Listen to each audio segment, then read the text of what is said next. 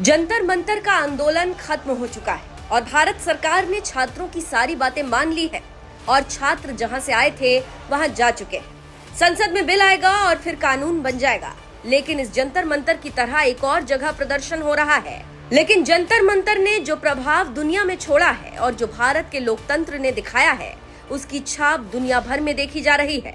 और इससे प्रभावित होकर पीओके में प्रदर्शन हो रहा है और ये प्रदर्शन अब आसिम मुनीर और शहबाज के लिए गले की हड्डी बन गया।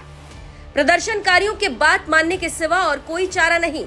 इसके साथ ही साथ पाकिस्तान में एक ऐसी जमात है जो आर्मी को लानत भेज रही है कि देखो, भारत में लोकतंत्र है और हमारे यहाँ जनरलों का शासन है जो अपनी कुर्सी बचाने के लिए लोगों की हत्या करते हैं या उन्हें गायब कर देते हैं, जो अपने हकूक की मांग करता है।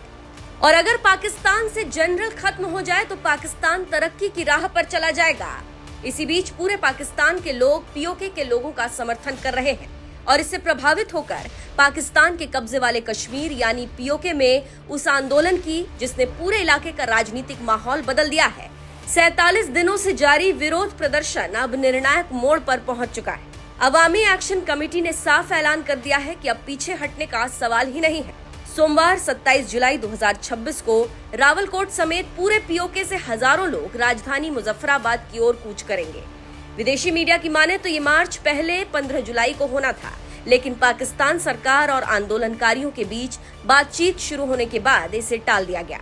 अवामी एक्शन कमेटी ने सरकार को 21 जुलाई तक का अल्टीमेटम दिया था। उम्मीद थी कि सरकार प्रदर्शनकारियों की मांगों पर विचार करेगी और उनके खिलाफ जारी कार्रवाई वापस लेगी। लेकिन आंदोलनकारियों का आरोप है कि सरकार ने न तो उनकी एक भी मांग मानी और न ही उन्हें आतंकवादी घोषित करने वाले नोटिफिकेशन को वापस लिया।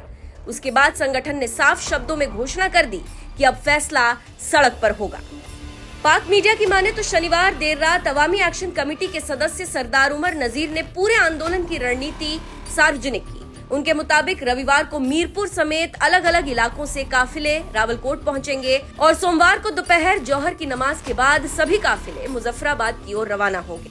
खबर आ रही है कि पार्टी के ऐलान के बाद रविवार शाम तक रावलकोट में 1 लाख से अधिक लोग जमा हो गए।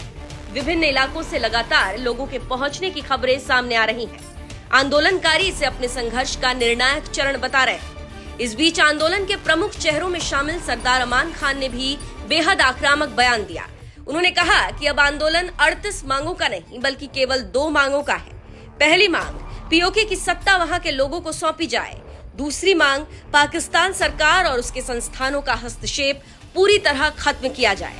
उन्होंने मंच से कहा कि अब बातचीत का दौर खत्म हो चुका है और आगे बढ़ने के अलावा कोई रास्ता नहीं बचा। उन्होंने पाकिस्तानी सेना और सरकार पर गंभीर आरोप लगाते हुए कहा कि जनता के टैक्स के पैसों से उन्हीं लोगों पर गोलियां चलाई जा रही हैं।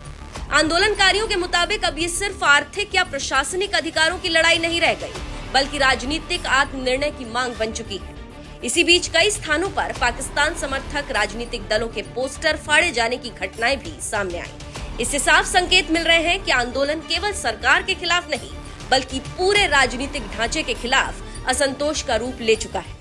सबसे अहम बात यह है कि जिस दिन ये मार्च प्रस्तावित है उसी दिन पीओके में चुनाव भी हो रहे हैं। ऐसे में लाखों लोगों का राजधानी की ओर बढ़ना प्रशासन और सुरक्षा एजेंसियों के लिए बड़ी चुनौती बन सकता है। अब सबसे बड़ा सवाल यह है कि क्या पाकिस्तान सरकार इस मार्च को शांतिपूर्ण तरीके से होने देगी या फिर इसे रोकने की कोशिश करेगी। अगर रोकने की कोशिश हुई तो क्या हालात और ज्यादा तनावपूर्ण हो सकते हैं। क्या यह आंदोलन केवल विरोध प्रदर्शन बनकर रह जाएगा या फिर पाकिस्तान के कब्जे वाले कश्मीर की राजनीति में किसी बड़े बदलाव की शुरुआत करेगा। ये देखना दिलचस्प होगा, लेकिन प्रदर्शनकारियों ने सरकार की चूल्हे हिलाकर रख दिया है।